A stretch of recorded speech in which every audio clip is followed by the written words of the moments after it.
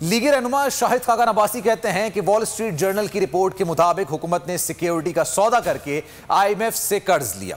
Diesel plants के जरिए महंगी तरीन बिजली पैदा की जा रही है। इस बात पर मनाजरे के लिए तैयार हूं। अवाम दुगने नरखों पर भी बिजली के लिए तरस रहे हैं। नवाज शरीफ के लगाए पावर प्लांट्स ना होते तो 16-16 घंटे की लोड शेडिंग होती।